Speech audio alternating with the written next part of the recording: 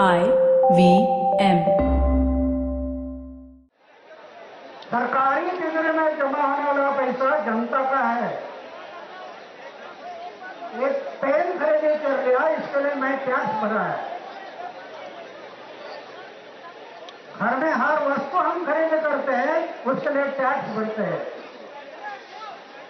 ये टैक्स का पैसा किसका पैसा है? जनता का पैसा है। साथियों, आतंकवादी नहीं, देश में भ्रष्टाचार को बढ़ाने वाली और उसे पालने पोसने वाली भी कांग्रेस ही रही है। The fundamental definition of corruption is just this. If there is something called as me and there's something called as you, corruption has started. Because what is me is more important than what's you, isn't it? Yes, sir. करण, दूर से commentary देना बहुत आसान होता है, दूसरों को गालियां देना और भी आसान। अगर तुम्हें इतना प्रॉब्लम है तो तुम बदलो ना इस देश को, ये तुम्हारा भी देश है। पॉलिटिक्स ज्वाइन करो, पुलिस या आईएएस में भर्ती हो जाओ, बदलो चीजों को। लेकिन तुम नहीं करोगे, और मैं बताऊं क्यों? क्योंकि घर की सफाई में हाथ गंदे कौन करे, हैं? अगर इतनी हिम्मत है तो आगे बढ़ो ना, बदलो इस देश का फ्यूचर। कुछ नहीं बदलेगा यार, ऐसे ही होता है, ऐसे ही होता रहेगा। इधर तुम शुरुआत करो, वहां तुम्हारा दी एंड हो जाएगा। Correct.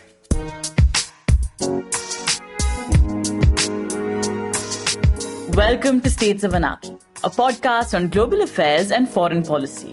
I'm your host, Hamsini Hariharan. Every fortnight, an expert and I discuss matters of international relations, all with the hope of making a little more sense of the world. At the beginning of this podcast, you heard Anna Hazare, Narendra Modi, Sadhguru, and a scene from Rang De Basanti.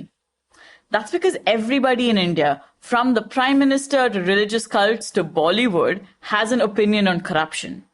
That's because corruption is part of our lives, our history, our DNA. If you check today's news about corruption, you'll see how the Prime Minister of Israel is on trial, about how companies are making an easy buck of COVID-19 testing kits, about how stranded migrants are extorted by the police. India might have grown exponentially since the 1990s, but so has its corruption. Now compare it with a country like China, which has grown even more in spite of its corruption. So why has China been able to grow while India has not? How is corruption in China different?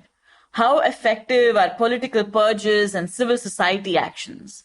These are important questions. And I can't think of a better person to answer them than Yuen Ang. Yuen is an associate professor of political science at the University of Michigan. She was named an Andrew Carnegie Fellow for high-caliber scholarship that applies fresh perspectives to the most pressing issues of our times. Her first book, How China Escaped the Poverty Trap, won the Peter Katzenstein Prize in Political Economy and the Viviana Zelizer Prize in Economic Sociology. Her new book, China's Gilded Age, which released this month, really breaks ground about how corruption works in China. We're going to talk to Yuen, but first, let's take a short break to hear from IVM Podcasts. Hey everybody, welcome to another week on the IVM Podcast Network. If you're not following us on social media, please do. We're IVM Podcast on Twitter, Facebook, and Instagram. I'd like to thank our sponsors this week, Paytm Money. Do definitely check out our social media accounts. We've been doing some really cool stuff over there. There are a bunch of recommendations from hosts. I think you'll really enjoy the content that we're putting out there. And make sure you don't miss your favorite shows. Cyrus has been putting out some great stuff, as is the Pragati podcast, all about policy. Has been doing some really, really fun stuff. The guys at Football Shitball and Football Twaddle are continuing to release episodes as well, which are really interesting. Best of Anupam's been having guest after guest, just killing it. Pulia Bazi's been doing so well. Postcards from Nowhere. All these shows are really, really doing well and really, really putting out great stuff. Appreciate the efforts that the hosts are putting in the lockdown, and I hope you guys are enjoying this stuff. And with that, let's continue with the show. Hi, Yuen. Welcome to States of Anarchy. Thank you so much for joining our 50th episode. Thank you so much for having me. I am really excited to be on your 50th episode. And I think double congratulations because you've just released your second book, China's Gilded Age. So I think that is a big thing to happen recently as well. Diving into our conversation, Your first book, How China Escaped the Poverty Trap, is essentially about how China maneuvered rapid economic growth, right? And I was reading in the acknowledgement section of your new book, China's Gilded Age, that this started out as sort of a paper that you presented in New Delhi. So how is China's Gilded Age a natural successor to your first book? Oh, you've asked a very interesting question about the history of my books. The story is that China's Gilded Age is supposed to be my first book. So I actually started out my research focusing on the question of corruption and growth. And then as I tried to write this first book, I really struggled and found that the existing paradigm, the way we think about relationships between big things like corruption, growth, institutions, is so mechanistic and linear that I just can't tell the story in a way that I found credible. And so I threw away China's Gilded Age and I wrote How China Escaped the Poverty Trap. That book, over and above explaining how China achieved rapid growth, is also really a book that challenges the existing paradigm in social science, meaning, in simple words, it's trying to get us to think about how do we understand macroeconomic institutional changes that are extremely complex and dynamic, right? How do we put all these multiple moving parts together into a coherent story? And that requires a whole different set of concepts and way to think about complexity. So that was an extremely difficult first book to write. And to be honest, it was a torturous process. It was. That's very surprising to me because, the book has gotten awards and it's been praised by people from all over the social sciences. Oh, thank you so much. Torturous. It's very kind of you, very generous of you. And I think I should share how tormenting that process is, because sometimes people have the impression that, you have the praise and the awards, it must have been all sort of bright and candy and flowers, but it wasn't anything like that. The process was really, really hard because it meant I have to undo my own education and training, which was in a very, linear causal thinking. Is it growth leading to good institutions or good institutions leading to growth? I had to throw all of that away and really kind of come up with my own paradigm to think about complex socioeconomic changes. So the process was really hard. It really sapped my brains. But I was glad that several years later, I can begin to see how that deep intellectual effort is paying off, because it gives me a solid foundation to think about every other complex socioeconomic problem. So when I write this second book, China's Gilded Age, I was like, I had all of that ideas and research and even data about corruption. Now I'm going to take it back in and I'm going to retell the story, but with the dynamic foundation that I've already laid for myself. And so that is why China's Gilded Age went from first book to second book. But I think as a result of this sequence, I hope that you'll find that it's a much, much better book. If it had been the first book, I think I would have been really unsatisfied with it.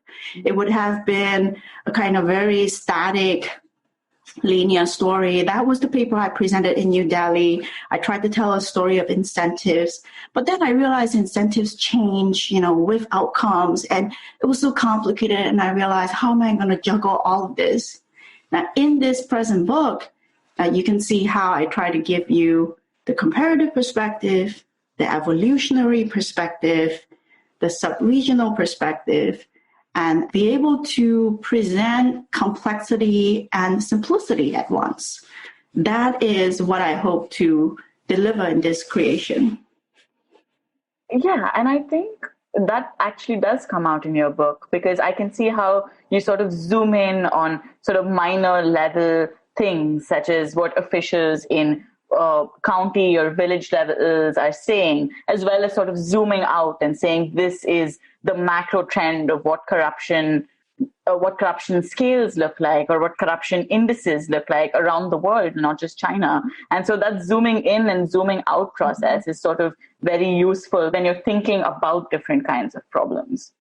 I love your use of the phrase zooming in and zooming out.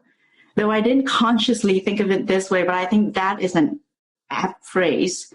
I think with the way we are trained in social science is that increasingly we are very micro, right? So we want people to answer small questions at increasing levels of precision, which is important and good for certain type of questions. If you have an RCT and you want to know if this intervention would have this precise causal effect. But as a result of that training, I think we became so micro that we lost sight of the big picture, right? But if you are always big, then you also have the cost of being too far removed from the ground and from complex realities of grassroots actors, which is very close to my heart. All of my research is always about what people at the bottom do, be it citizens or farmers or local officials. So I think over the course of trying to write these two books, what I'm trying to train myself to do is zooming in and zooming out, right? So we need to have the big picture. We need to see what is the most important things, in the story that I want to tell. But at the same time, in China's Gilded Age, I would zoom in on particular parts of the story so that you can see at a very fine-grained level that this is really what is happening. And I think the way you've done that is through using a large number of data sources. You also do like a fair bit of theory building, but from what I see, you have interviews, you've created your own data sets, you have surveys. How did you go about researching the books? Also a lot of work. The second book is a lot of work in a different way. The first book was entirely qualitative and historical. So that relied on more than 300 interviews and oral histories with local bureaucrats and entrepreneurs. And you'll see that the data and methodology in the second book is very different because it has all kinds of data. It has statistical analysis, it has text analysis, it also has case studies, cross-national surveys. And so I found that challenging, but also fun and interesting because I've always wanted to make the point, at least to myself, to demonstrate that that I want my research to be centered around questions, and I want to develop versatility in my methods. So, if I wanted to use method A, I could use it. If I choose to use method, EFG, I could use it at ease. And so that's sort of what you see in the second book, which methodologically is very different from the first. It was a lot of work, but I think that I really benefited from the foundation that I had laid in the first, because I already have deep contextual knowledge about China. I had been thinking about the issue of corruption for a very long time. I know what data sources to look for. I know the limitations of the data. I know how to interpret it. And so it allowed me in the second book to be extremely focused, even though it was indeed very time consuming because every chapter had a different type of data. But when I put it all together, I found it sort of a fun process because to me, it's like, I'm trying not to be bound by methodological limitations. I want it to be my tool, my instrument, rather than to be something that I serve. I think that really pays off. And I'm just wondering, how long did it take for you to write both of your books? How long does it take? Yeah, because you're sort of looking, I don't know, because you're sort of looking for rigor in the type of research that you're doing. You're using all of these different kinds of methodologies. So how many months does it take for you to prepare? to do the field work, to collect oral histories, to then do the analysis of all the data that you have. I'm from what you said before, I'm guessing that writing your books wasn't sort of a linear process. Yeah. It's actually a deceptively simple question because it's hard to put the start and end point around when a project begins and ends. And so I think I can with more confidence say how long it took me to write the second book, because I know, my first book was officially published in 2016. And so, I could say it was 3 years to produce a second book. But intellectually, I don't think that there is a start and end point. And so I wasn't in my mind consciously thinking about time or working on a timeline. So it's not like I have, a plan in front of me, by X time I will do this. I think I just had a target. I had a clear research question, and then it was divided into sub questions, and I just kept chasing the question. Right. So when I'm done with question A, I could move to question B and then to C. And then when I put everything together, that is the hardest, but also the most fun part, which is writing, right? Yeah. So I think I would say it took me definitely at least 6 months to write up the second book. That is setting aside all the time put into data collection, just writing it up. Mm-hmm. And then the second book, I actually am undertaking an experiment. I wanted to further develop a writing style where I am talking about social science. I'm talking to you about the data, about the regression, but I want to make it as accessible as possible. And so actually during the editing process, some of the reviewers had said, if you want more people to read this book, you should take out all of the data, the analysis, put it in the appendix.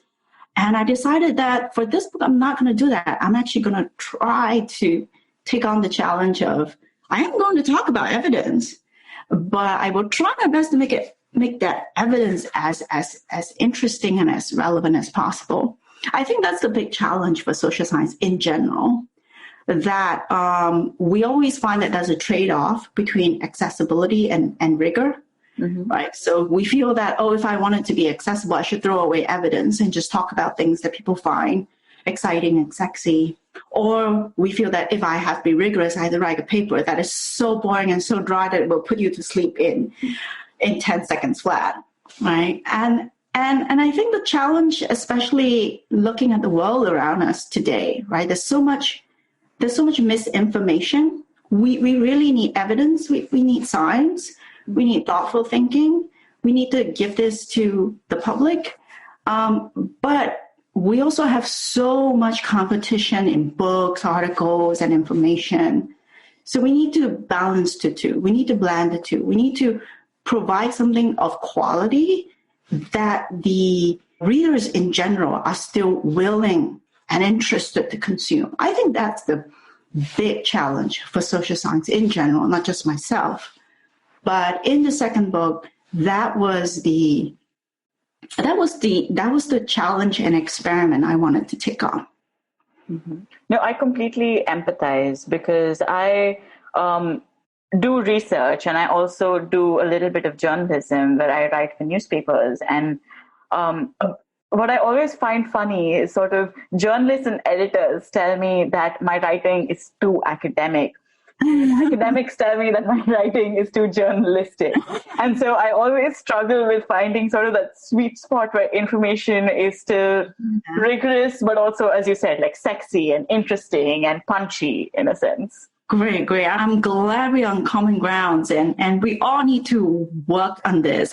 Because I think traditionally journalism and academia was separate disciplines, and there was not much or very little interaction between them. And so that is something we all need to work on. I mean, if we have done good research, we have good evidence, I really do think we should make an effort to share it with the world. But if you look at traditional training, it's the opposite. If you look at the average article you read in Science, Nature, or any of the top journals, you're like, what is this? This is meant to be not understood or to be understood by a very, very small number of people. And I have no idea why we have evolved to that stage. It's quite peculiar. But as a scholar and a writer, I felt, well, I want to develop a style of research and writing that to me makes sense and is meaningful. All right. So now that you're talking about the kind of scholar that you want to be, with regards to your second book, it's about China's Gilded Age, and a lot of it is about corruption. So right before we began this podcast, I just Googled corruption to see what the news would turn up. And there's stuff about corruption, about COVID-19 testing kits in India. Minister has been fired in Brazil for corruption. I think Pakistan raised some issues about corruption in the China-Pakistan economic corridor. There are reports about corruption everywhere. So this is something that's sort of a universal problem that countries face in different ways, I guess. Why did you start to look at corruption in China? One of the things that I observe as someone who studies development, and I have traveled to China, to India, Nigeria, Cambodia, and my conclusion is that corruption is the biggest obstacle to development. And I think many people would agree with me on that, right? I mean, a lot of times we know what policies should be made. We know what are the right things to do. And then it's always corruption getting into the way of things. So if we want to, create better outcomes, if we really care about development, we have to address the issue of corruption. And then when I look at the corruption, there is mountains of literature and studies about corruption. And I ask myself, what is missing in that literature? Like, what is the thing that I can provide that would be of greatest value to our understanding of corruption? And in my view, it is actually something quite simple. And I call it unbundling corruption, which means that traditionally, when we think about corruption, we know it's a bad thing, but we think of it as one thing, right? It's just like a clump of bad things, right? All kinds of bad things that politicians do. And then if you look at global corruption indices, like the Corruption Perception Index, the CPI, right, they reinforce that sort of bundled notion of corruption by giving every country one corruption score from 0 to 100, right? So if you are a very country, maybe you have 98. If you are Singapore or Denmark, you have 5, right? And so that reinforces this idea that corruption is sort of one bad thing. And it also reinforces the idea that corruption is a problem that only poor countries have, and that rich countries do not have corruption. Mm-hmm. And what I wanted to challenge is both of these misconceptions. So by unbundling corruption, what I do in my research is to first of all get everyone to understand that there are qualitatively different types of corruption, and that the types may matter more than the quantity. So instead of thinking about corruption as who is most corrupt, we should be asking the question of what different types of corruption dominate in different countries. So it's a difference of A, B, C, D. It's not a difference of 1, 2, 3, 4. Mm-hmm. Right? And once we are able to think about different types of corruption, then the next question we would ask is, do rich countries have corruption? And yes, they do. But they have a different type of corruption that is much more sophisticated, institutionalized, and even legalized. And because rich countries are the countries that get to score corruption, then naturally the bias gets built in, and they create scores in which their own societies seem to have no corruption. Right? So we need to address both of these misconceptions. So in China's Gilded Age, the first thing I do is unbundle corruption. And I present a simple typology of 4 types of corruption. Okay? It's a bit hard to kind of get you to picture it, 2 by 2 in a podcast, but let me try. basically you think about corruption on two dimensions. The first dimension is elites versus non-elites, right? Corruption carried out by the most powerful politicians is very different from corruption by the policeman on the street. So you need to make a simple division between elite and non-elite corruption. And then I also make a distinction between corruption with exchange or with theft. Corruption with exchange will be things like bribery. It means that something is exchanged, and when something is exchanged, at least two parties benefit. Right? Mm-hmm. But corruption with theft is very different. So Nigeria is a good case where embezzlement is really rampant. And you just basically have public funds being stolen out of the country. No one benefits except the corrupt officials. So when you have this very simple 2x2 intersection, you have four distinct types of corruption. And I'm just going to highlight one for our discussion. Mm-hmm. I make a distinction between two types of transactional corruption or bribery. I'm going to call them speed money and access money. So speed money is a common term in political science. And some people, even regular people, would have heard of it. It simply means I pay a petty bribe in order to speed up some process, in order to get my license faster, get my permits faster. Now I have met some kind of delay or regulatory barrier, and I'm paying for speed, right? So petty bribery. Mm-hmm. The other kind of bribery is what we much, much less think and talk about. I'm going to call it access money, which means that I'm paying this money not because I'm trying to get speed or overcome delay. I'm paying for access. I'm paying for lucrative, exclusive privileges. So that kind of corruption dominates in China. It also dominates in virtually every high-income country.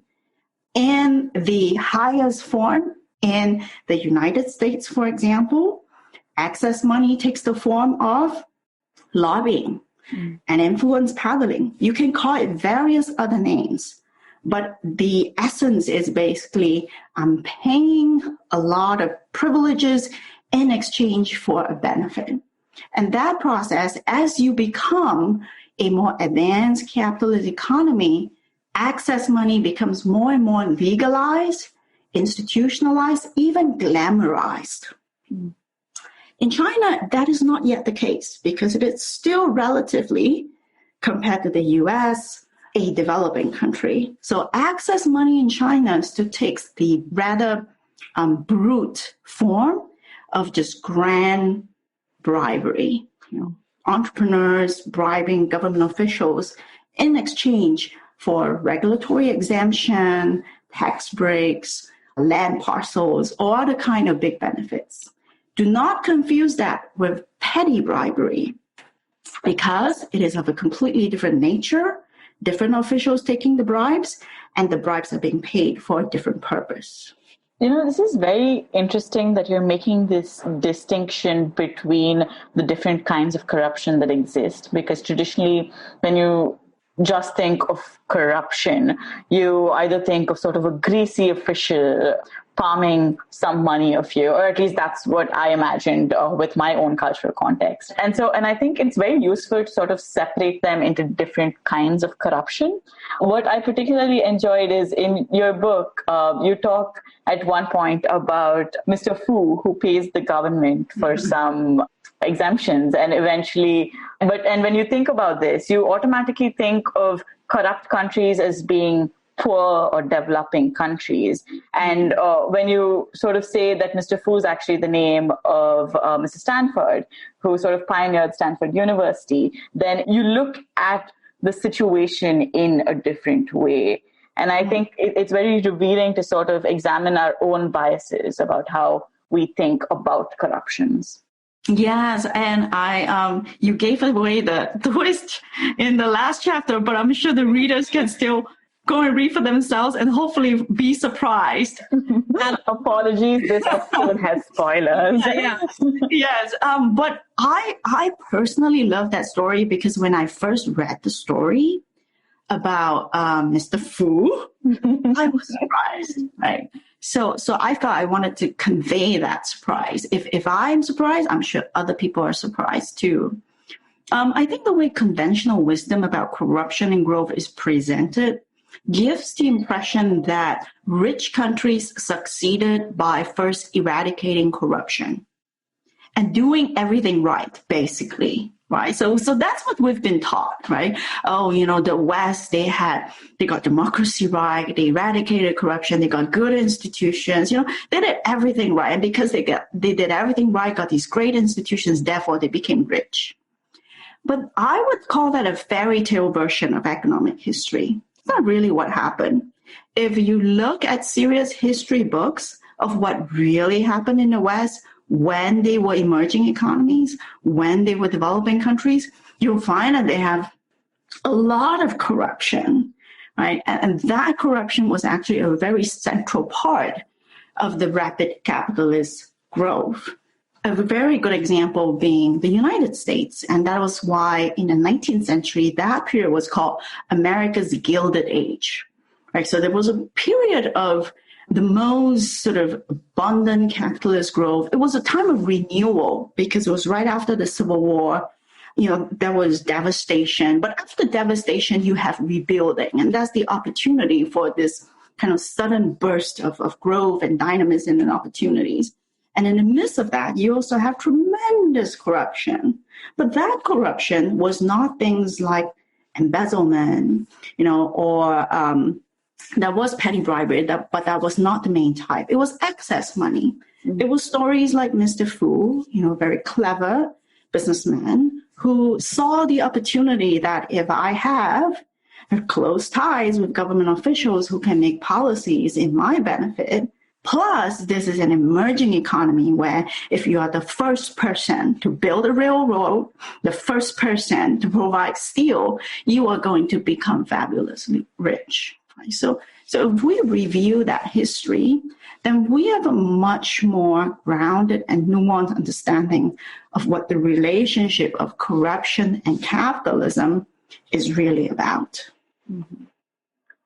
And this is very interesting because you also take the cases of India and China. And I was very surprised to find that India and China score very close to each other on levels of corruption on global indices. Because at least as someone who's lived in both countries, I find that sort of the speed money that you mentioned is just very rampant here.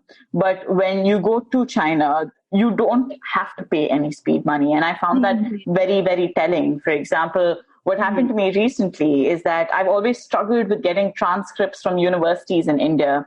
And it's just been one of those processes where you have to stand at the desk of an administrative officer for hours, sometimes on an end, just waiting for somebody to come and stamp or notarize your documents. And a couple of weeks ago, I needed a transcript from Peking University where I study. And they were just like, oh, you send us 5 kwai on WeChat and send us a screenshot that you've paid us 5 kwai. And I got it in about 3 hours. And that was just a novel experience for me. So how would you sort of separate the experiences that India and China have on corruption? I share your experience of contrast between China and India, having traveled there. In fact, I've traveled from China to India to Nigeria, and then you really see 3 degrees of difference, right? And like you, I honestly, in China, have never had to pay a petty bribe, never, or was never asked for one. And, when we go through customs in China, as you know, it's very efficient. You get a stamp, like 10 seconds, and then you get through. When I first landed in India, I had to stand at the office for 1 hour filling out forms. And I remember the forms included things like what is the name of my mother and my father and what did they do? I'm like, what has this got to do with entering the country? And I had a funny experience my first time in Delhi. After standing in line for 1 hour and getting my form, a few hours later, I got a call from that same office saying, oh, we forgot to collect the fee from you. And I was like, after all of the effort, right? And then when I was in Nigeria, it was the first time in my life I had to pay a petty bribe, right? So, and it was demanded from you the moment you step down from the plane. Mm-hmm. So for me, it was 3 degrees of sharp difference, right, between these 3 large developing countries.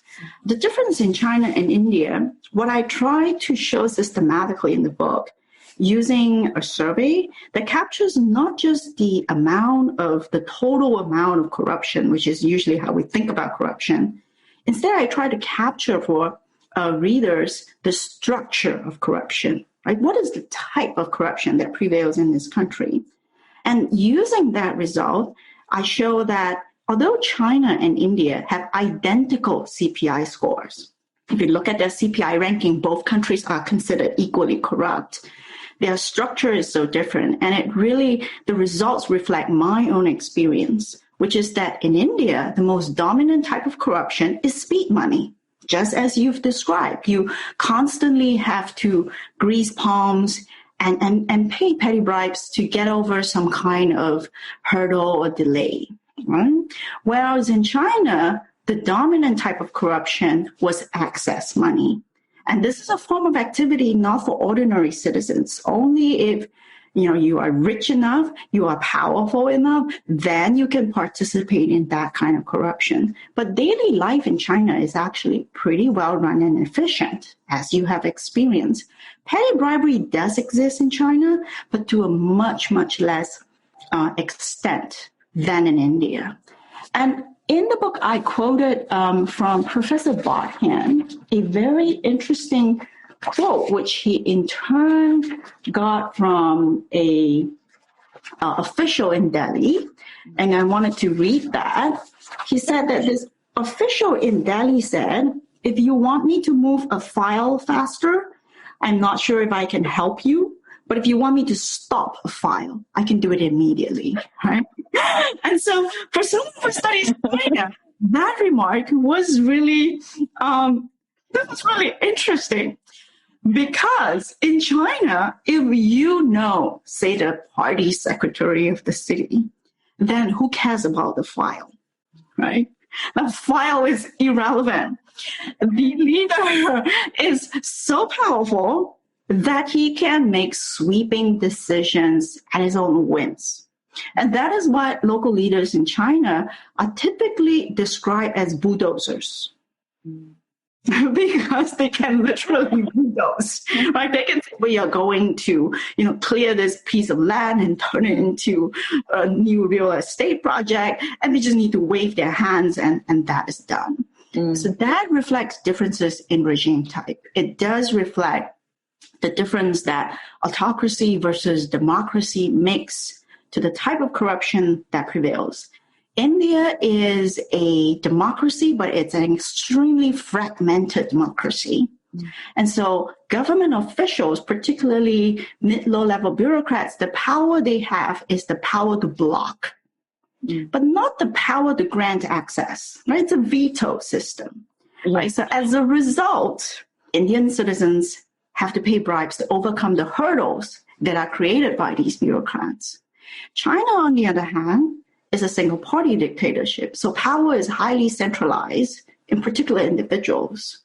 So therefore, bribes or corruption is being paid not to overcome, petty hurdles that they put in the way, but to actually buy their favors and the exclusive access that they can give you, the privileges that can make you very rich. Yeah, this is a very interesting comparison because I think everyone in India has anecdotes about corruption. But I was just remembering that I used to live in Bangalore, which was supposed to be sort of the startup capital of India. And I remember one of my friends saying that in order to start a restaurant, you need 40 licenses, and some of them have to be reviewed monthly. And with things like liquor licenses, they're just very difficult to get. And you have to grease every palm on every desk that you have to go through. And so if for each license, if you need to go through 10 desks, you're looking easily at paying 400 bribes just to start one restaurant.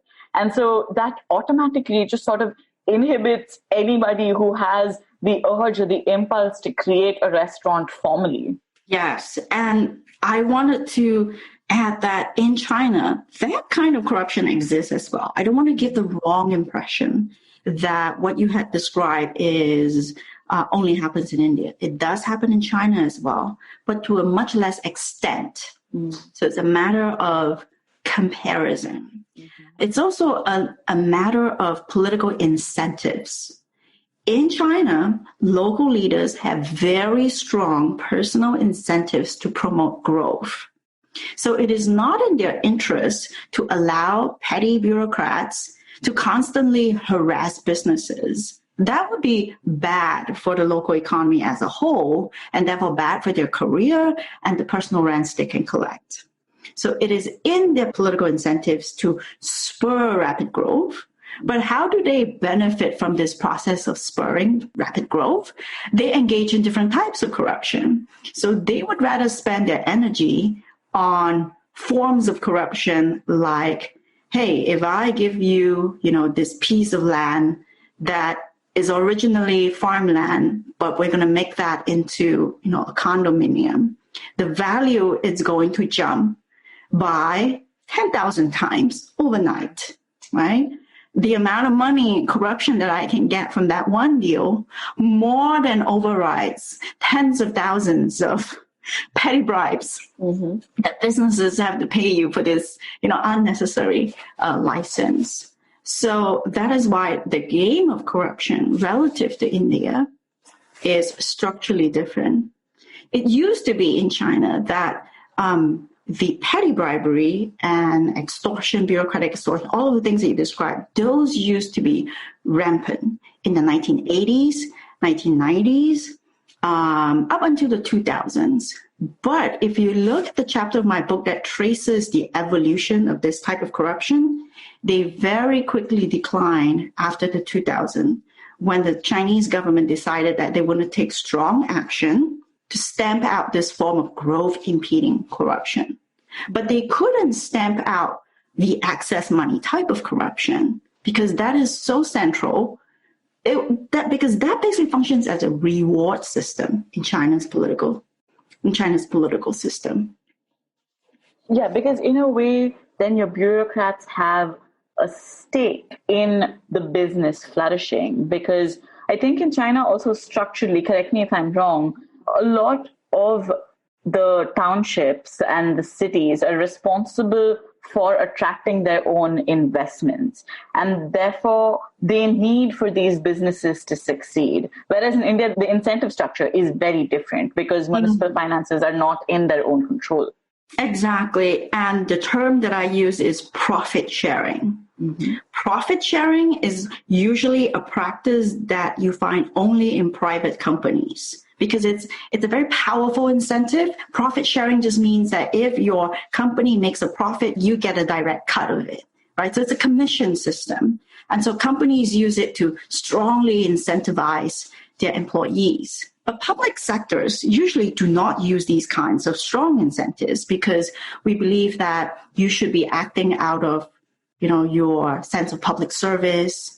You should get a fixed, wage. You should be an honest bureaucrat. And what's, in a sense, really ironical in China, being, a country ruled by a communist party, is that their bureaucracy is probably one of the most capitalist you can find, in the sense that they actually are willing to adopt profit sharing. So leaders have, like you said, a personal stake in economic growth. It's personal to them. So it's not something that they merely do to check off some box, right? They actually personally benefit from that growth.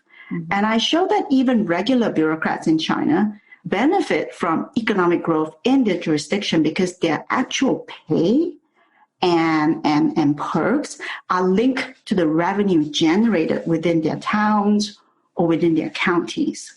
Right. So that just basically incentivizes the whole bureaucracy to be really profit-oriented, to be money-oriented. All of that's good for capitalism, but it creates perverse consequences, of course.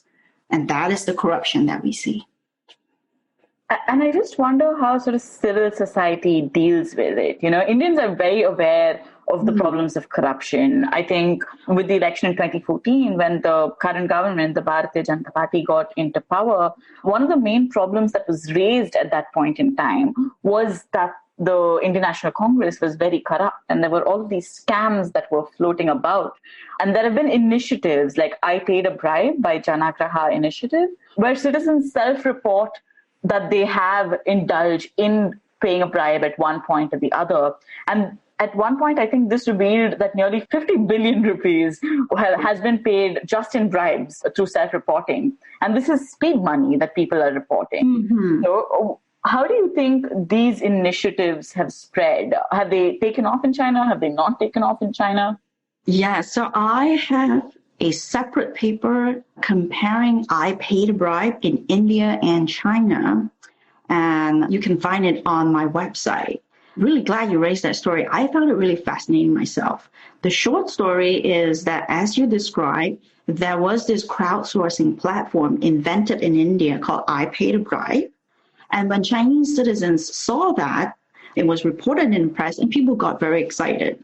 And within a week, you had like 70 copycats in China, basically trying to copy the I Paid a Bribe platform in India. And by, I would say, about 3 months, all of those websites disappeared. And most people would say, oh, that's because of censorship and state repression. And that certainly was that element. But what I find in my analysis is that there was a deeper story to the failure of I Paid a Bribe in China. And that is the absence of professionalized NGOs and the absence of responsible civic norms to support this type of bottom-up initiative. So NGOs in China are tightly controlled and suppressed, so they're not well developed. But when you look at these kinds of civil society initiatives, you really do need the professional management and the dedication of NGOs to get them to work. When you look at the Chinese copycats, you can find hilarious incidents where people created the sites not because they wanted to fight corruption, but because they wanted to collect the stories so that they can go and blackmail the officials who are being outed. So it became a profiteering exercise instead of, being a responsible member of civil society. These norms, because when participatory democracy is suppressed, Chinese citizens, as much as they may want that participation, do not have space to practice, right? So those norms the supporting norms are absent. Having said that, I wanted to point out that in, I would say, the decade before 2012, which is before Xi Jinping, it was actually considered a relatively politically liberal time in China. And that was a time when a lot of transparency and participatory initiatives thrived in China. There was open debates of budgets, for example. There were a lot of calls for governments to put their information online. There were civil society calls for officials to declare their assets. And during that time, research found that those initiatives actually were making real progress and for the most part actually worked. But when 2012 came, China had a new president, Xi Jinping, and he has a clear preference for top-down approaches to anti-corruption and other forms and other policies as well.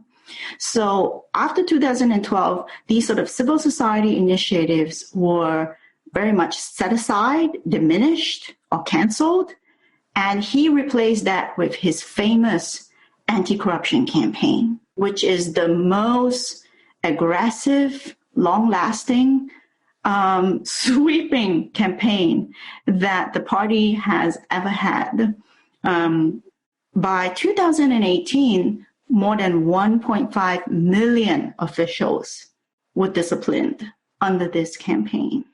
I think it's very interesting because I'm remembering a case from a couple of years ago, but there was this man, I think called Shu Ting, and he worked, I think, as a security guard in Guangdong, and he was going to an ATM, and he found a loophole within the ATM that let him withdraw a lot of money. So I think he withdrew 17,000 yuan or something like that.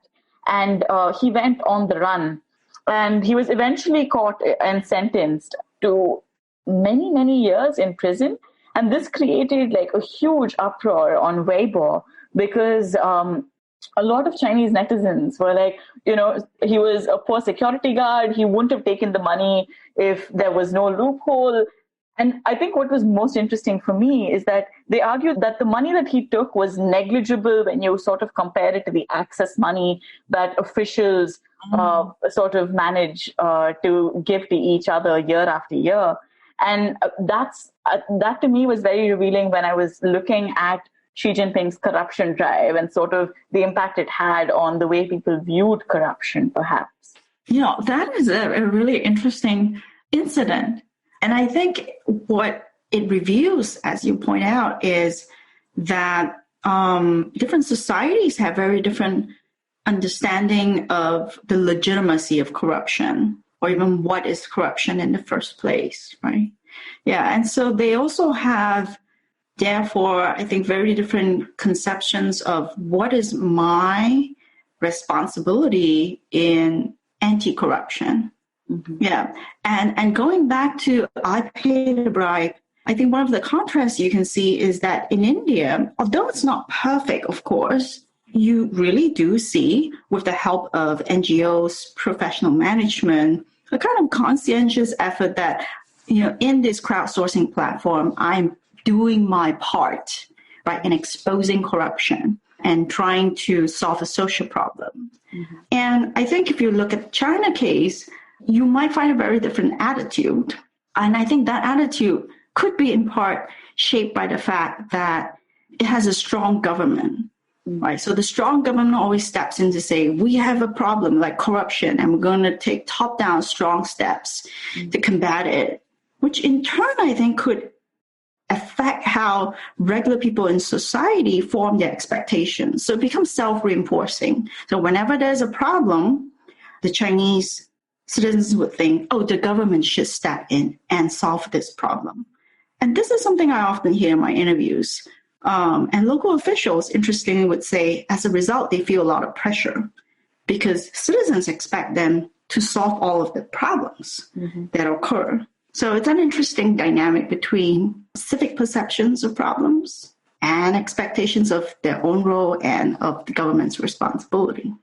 Yeah, and I think, going back to the points that you raised about Xi Jinping's anti-corruption drive, it's very interesting to see sort of how bottom-up and top-down approaches towards the same problem are taken by different actors.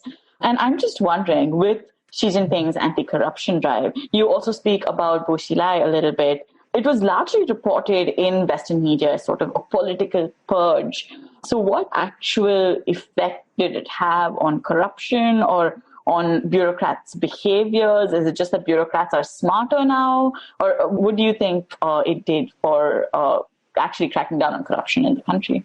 That is a great question, and one that many people have asked. And I'm glad you raised that. In one chapter of the book, which is the last one, I look specifically at the anti-corruption campaign and answer some of the questions that you have raised.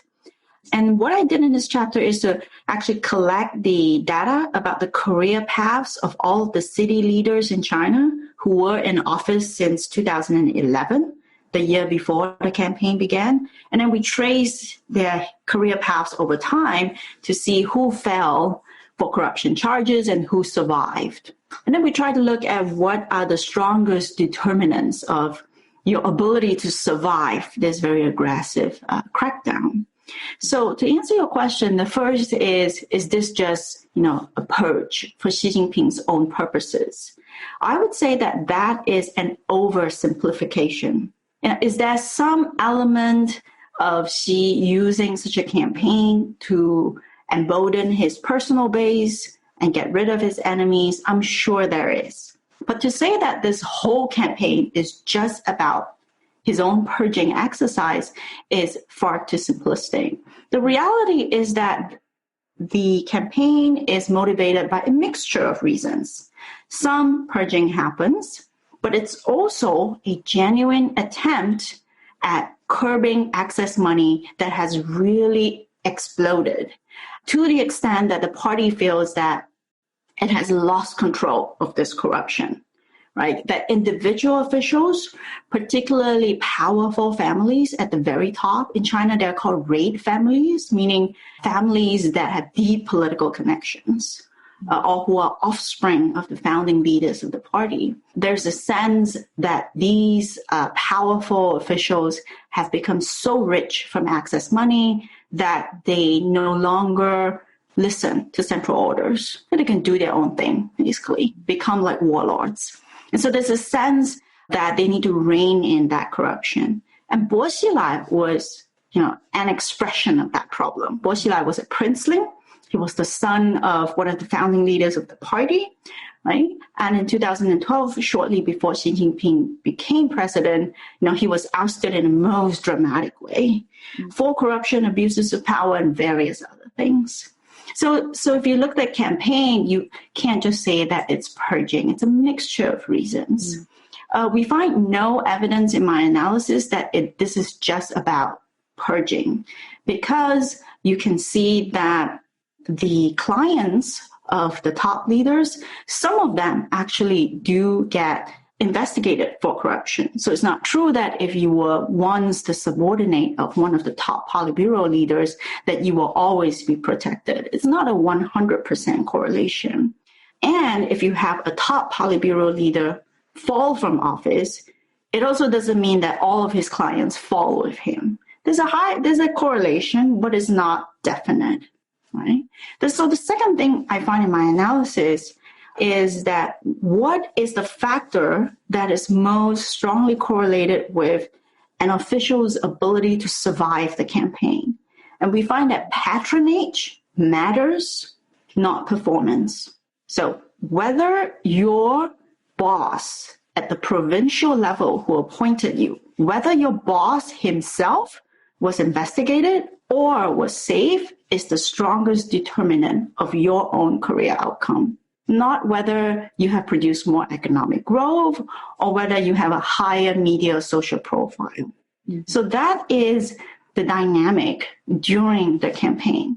It's important for our understanding of Chinese politics because traditionally, during the reform period, China has always been known as a performance-centered bureaucracy. That's why it's praised as a meritocracy, right? The idea that if you perform, you produce economic growth, then you rise through the ranks. And what we find during the period of the campaign is that performance is now still important, but not as much as before. It is now more important who your boss at a higher level is. And what happens to your boss will very, very likely affect what happens to you. But at the same time, it's not a 100% correlation, of course. That's very interesting because, in China now, I think everyone talks about how building networks or guanxi is very important. And there is one sort of patronage relationship that you have between you and your boss when you're both within the bureaucracy. But how does that sort of work when you as a bureaucrat and a businessman as an outsider develop a patron-client sort of relationship? Because those lines of building guanxi can get very blurred sometimes. That is also a really good question. And I think it raises the point about it helps to clarify that there are different types of patron-client relationships, right? So you've actually mentioned two. So I would draw a distinction between political patronage and economic patronage, right? So economic patronage is the relationship between a powerful official and the business people, right, who pay him bribes in exchange for his favors, right? You can also think of that as horizontal patronage in the sense that it occurs within a jurisdiction. And then you have to draw a distinction with political patronage, which is that a particular powerful official, his career is sponsored and enabled and dependent upon higher level, even more powerful officials on top of him, right? And so it is the intersection of this political patronage, which is vertical. It is a hierarchy, and it leads all the way back to the highest level of power in China. And it intersects with horizontal economic patronage. Right? These local officials need both. They need the political backing of their patrons. They also need the financial backing of their corporate clients.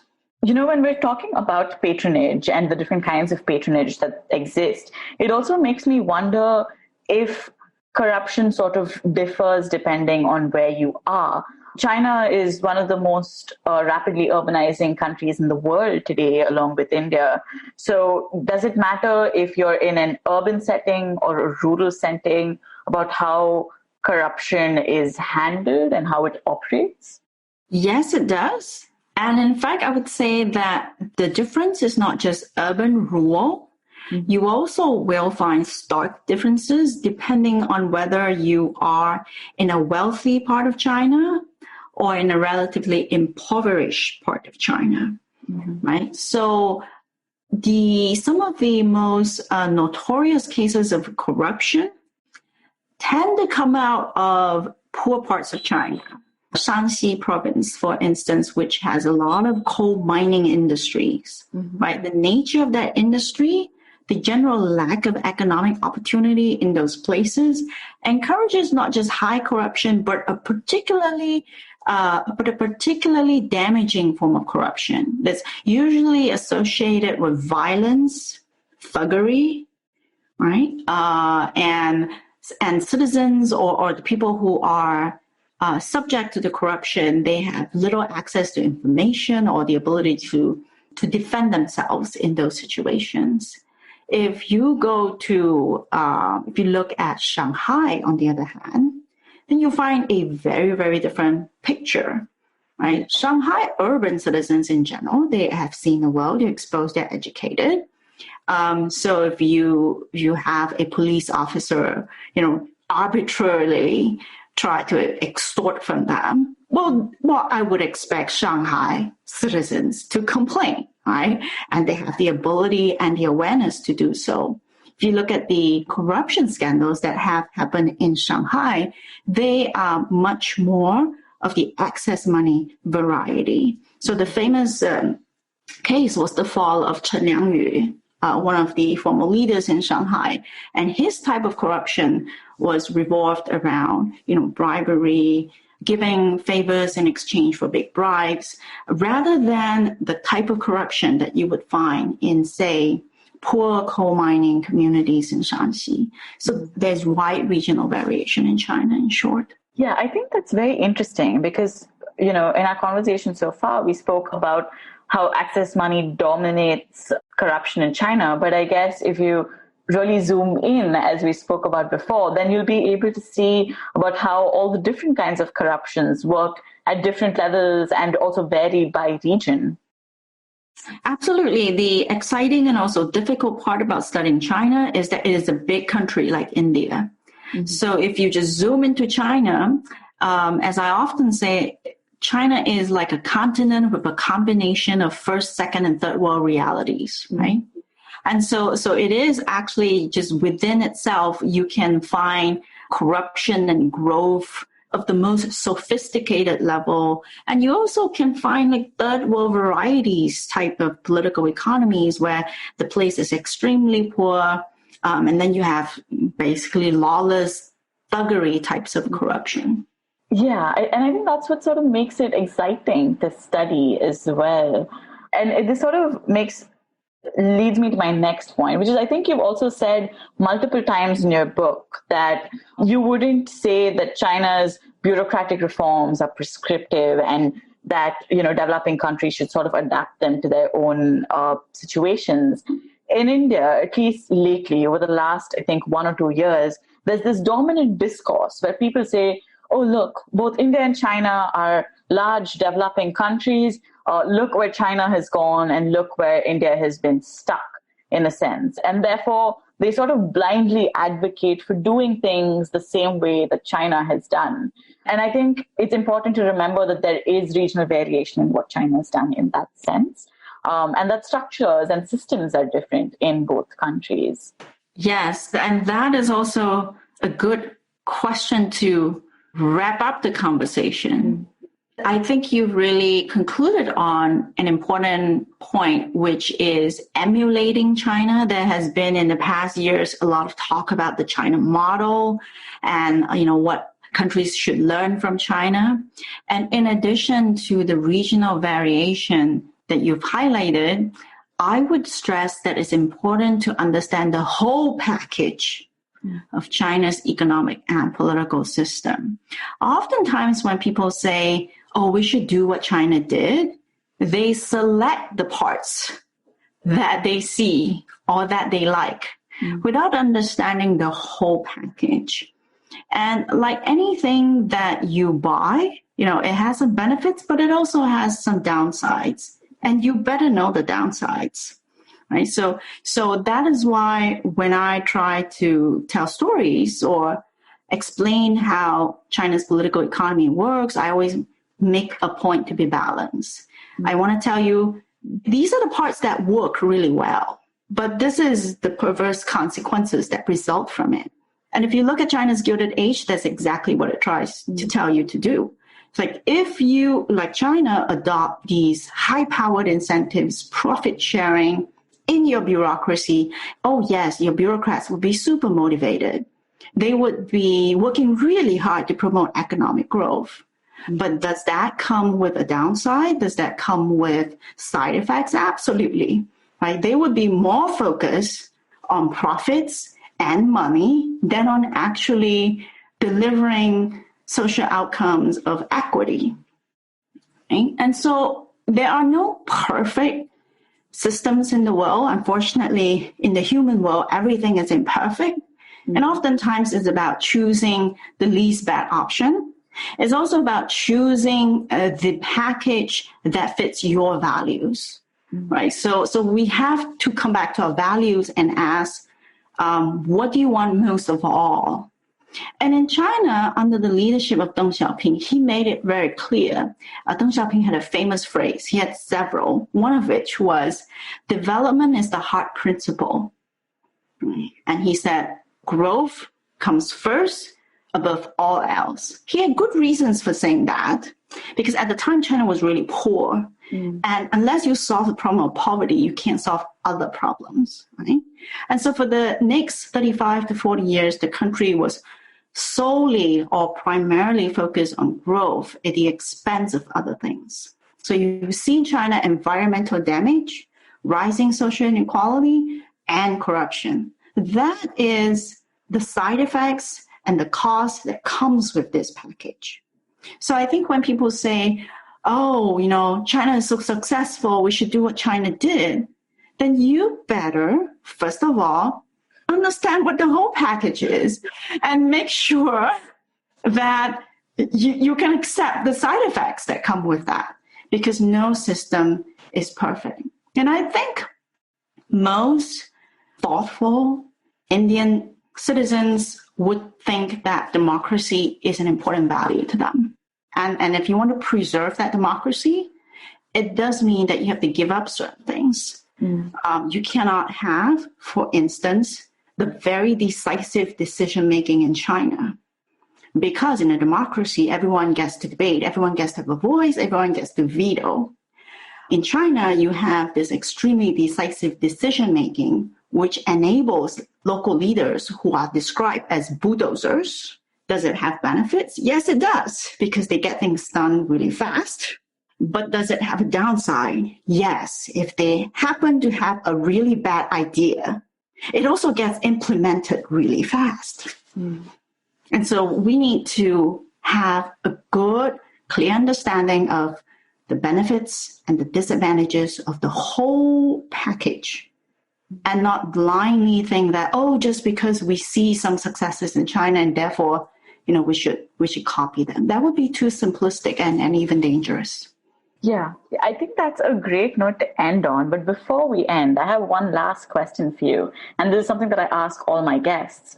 What are books or resources that you would recommend for people who want to read more about corruption or just to learn more about corruption? I'm so glad you asked me that because reading books, it's my hobby.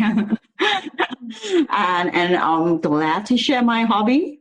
I thought about your question and I would recommend reading history books. Mm-hmm. I think very often in corruption, there are plenty of books about contemporary corruption, all the problems happening in India and in China and so forth.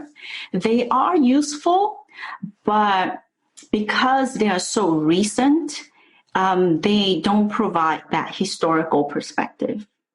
And I often think that historians have the benefit of distance, right? So when they're very, very distant, they're like hundreds of years ago from that outcome that they're trying to explain, they can provide more perspectives. They're less emotionally involved in the subject, especially on something like corruption, right? It makes people angry, it makes people frustrated. And when you have your emotions wrapped up in it, I think it does get in the way of objective analysis. So at least in my writing of China's Gilded Age, I benefited from reading history books because it gives me that objective distance. It helps me think about, what was the experience of other countries very, very long ago when they had corruption. So I would highlight two books. The first is a book called Railroaded, The Transcontinentals in the Making of Modern America by historian Richard White. Mm-hmm. And he's the historian who tells the story of Mr. Fu, Mr. Stanford, namely, and his railway empire. Mm-hmm. And corruption had to do with that. So it's a book that is actually not specifically about corruption, but corruption was implicit in the entire story of how America built this railway network and how this building of the railway network was so central to the rise of capitalist America and how it was all kind of intertwined with excess money type of corruption. So I found that it gave me a useful historical perspective in thinking about corruption and capitalism. Then another book I would recommend is called Talents and Thief, County Clerks and Runners in the Qing Dynasty by a historian called Bradley Reed. And I think it's kind of a hidden gem. I really like that book because it tells the story of these street level bureaucrats in the Qing dynasty in one county in Sichuan. And if you have studied bureaucratic politics in modern day China and read the book, you'll find that, oh my God, the same problems have already all happened 200 years ago. They are almost exactly the same, right? So you have these local bureaucrats who basically are tasked to do so many things with very little or no resources. Mm-hmm. And they almost are not paid by the government at all. So how do you run the government when you have these severely constrained street-level bureaucrats? And I think anyone who studies developing countries in the modern times, including in India, can relate to that problem. Mm-hmm. It is not new. If you read the history books about the Qing dynasty, they already had that problem. And so it gave me perspective into, what are the continuities throughout history, right, of trying to run and govern big territories with very little resources. How did they do it? What are the problems? What kind of corruption occurred? And if you read the book, you see very interesting references to how people were very angry with these corrupt local officials, even though they were so essential to the running of the counties, right? So these are the two books I would highlight in particular, but there actually are many other history books related to corruption. They may not be focused on corruption, but I find that when they talk about governance and economic history in general, it actually provides a broader and more objective perspective on corruption than if you would read a book dedicated to corruption. All right. No, these are fascinating. I'm going to add them to my reading list straight away. Thank you so much, Ian. Thank you for coming on this podcast and for packing all of these punches into the last hour and a half or so. Well, thank you so much for having me. I have really enjoyed this conversation with you. You have been such a thoughtful reader and interviewer and and a host. It is a real pleasure to be on your show. I wish it great success. And I'm sure there will be 50 more fantastic episodes to come. And I will be one of your avid listeners. You're too kind. Thank you so much. Thank you very much.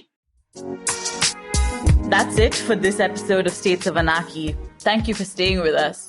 I've attached links to Yuen's recommendations and some of her work as well in the episode description. So do check those out. I just want to take a quick moment to note that this episode marks 50 episodes of States of Anarchy. I need to acknowledge that this podcast would not be possible if not for the good folks at IVM Podcasts or the Takshashila Institution. It would also not be possible if not for the good advice of family, friends, and listeners. So if you have any comments or criticisms, then feel free to reach out to me at HamsniH on Twitter or at States of Anarchy on Instagram. If you want to explore more of the world of foreign policy and strategic studies, let me suggest the policy courses at the Takshashila Institution. When I started out studying international relations, I took Takshashila's course in public policy, and it changed my life. So go check them out at www.takshashila.org.in. I hope you're safe and healthy during this difficult time, and that you'll tune in to our next episode. You can listen to States of Anarchy not only on the IVM podcast app, but also on Spotify, iTunes, Google Podcasts, or whatever you're using right now. Happy listening. नमस्ते, मैं हूँ सौरभ चंद्रा और मैं प्रणय कुटस्थाने। जब महफिल खत्म होते होते दरवाजे के बाहर पुलिया के ऊपर हम दुनिया भर की जटिल समस्याओं को सॉल्व करने में लग जाते हैं तो हो जाती है पुलियाबाजी। अब आजकल के अपार्टमेंट वालों ने तो कभी पुलिया देखी नहीं होगी, पर आप फीलिंग तो समझ ही सकते हैं। तो आइए शामिल हो जाइए हमारी पुलियाबाजी में, जहां प्रणय और मैं एक से एक इंटरेस्टिंग टॉपिक्स की तह तक जाएंगे। Artificial intelligence, bitcoin, Pakistan, medical education, currency crisis, कभी हम दोनों के साथ और अक्सर स्पेशल एक्सपर्ट गेस्ट की कंपनी में।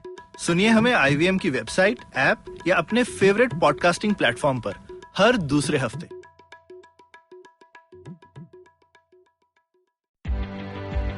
Hi, I'm Sarayu Natarajan. And I'm Alok Prasanna Kumar. And we are the hosts of the Ganatantra podcast. On this podcast, we speak to academics, social scientists, journalists, and activists to find out what's actually going on in Indian politics. On this podcast, we stay away from personality politics, intrigue, and gossip, and instead focus on the data, research, and analysis that drives all this. So tune in to the Ganatantra podcast, where new episodes are out every Wednesday on the IVM podcast app, website, or wherever you listen to your podcasts.